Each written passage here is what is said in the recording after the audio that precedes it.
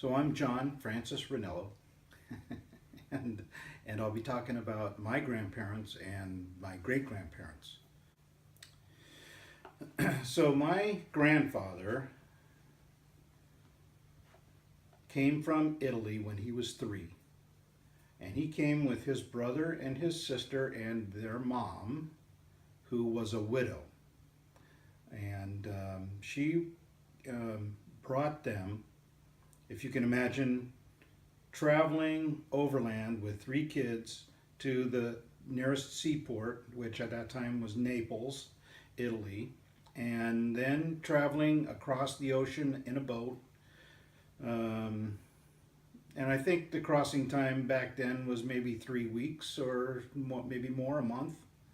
And then they landed in New York, and they went through customs there through at Ellis Island, and they went to from there they went on to Wisconsin, which was where we had family at the time. So she brought them there to Wisconsin, and she ended up marrying another man who was a farmer in the area, and he had 7 children, and they had 7 more children. So they had, what does that make, 17 kids on the farm. And that was when my grandfather was 3. Essentially is when they came over. So the reason they left, I think there were a number of reasons. Number one, she was widowed. Her husband died in a mining accident there in Italy, and it was a small town, and everybody knew each other. And I don't know. I think that, and this is all just from what I can glean from talking to people, because I never actually heard the story of why they left.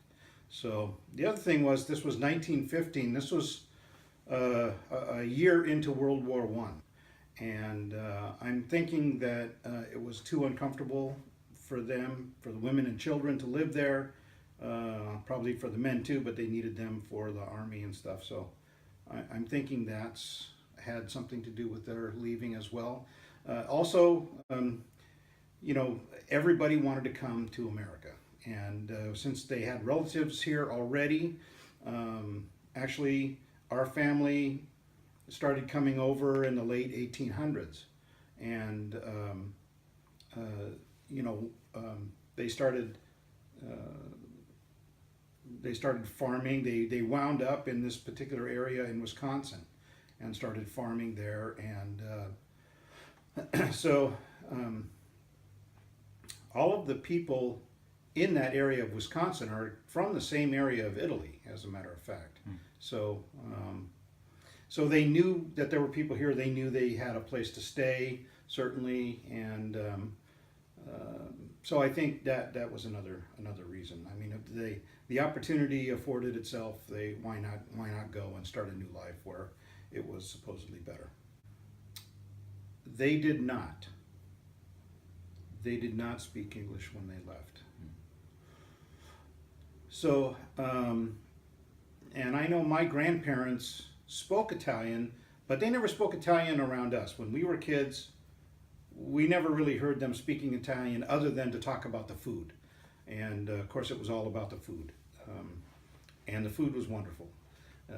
So I know what things are, what they're called in Italian, but that's the only Italian I know. I don't know how to speak Italian otherwise. And for that matter, my dad doesn't know how to speak Italian either. So they never really spoke it to him either. So when they learned English, and being a 3 or 4-year-old, it came very quickly to them. And they were encouraged to speak English, and they were encouraged not to speak Italian. Now they had to speak it at home because that's what their parents spoke. Well, again, this goes back to the food. There was a lot of tradition around the food. Traditional foods that were made a certain way, and they were made by hand. As a matter of fact, so I learned to make ravioli, the family recipe ravioli, from my grandfather, who was 3 when he came here. And he learned how to cook because he didn't like working on the farm. So whenever it was time to go work in the fields, he would hide in the kitchen. And that's how he learned how to cook. So, so the recipe that I got from him was, for instance, to make the dough.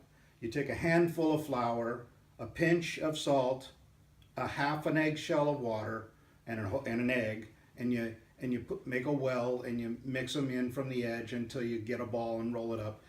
And of course, now we have machines that we can mix it up with, and we have rollers that we can roll it out with. But they did all that by hand. Matter of fact, you wouldn't want to mess with my grandmother because she had really big arms. She was strong from rolling the dough. So most of the tradition was around the food, surrounded the food, and we used to have big family dinners, especially at the holidays, Thanksgiving and Christmas, and there would be everybody, the whole family was there. I mean, aunts, uncles, cousins, and all the kids were there, and the kids were usually at their own table, the kids' table, and the grown-ups were at the big table, and there'd be multiple courses of many different foods. You'd have the antipasti, which was salami and crackers and cheese and pickles and olives and things like that. And then you'd have the pasta, which would be ravioli or the gnocchi, and they would have all of these at the same time. So there'd be spaghetti and ravioli and gnocchi, and then after that was the meat course, and you'd have you'd have a turkey and a ham, and 4 or 5 different kinds of vegetables, and then you'd have desserts, multiple desserts, and coffee, and there'd always always be serving wine, a nice Chianti or something like that. Was very traditional. So I remember those fondly. Actually, I was too young at the time to actually enjoy all the food. Number one, I didn't like it all. Number two, I couldn't eat that much. So I'm making up for it now, though. Mm-hmm.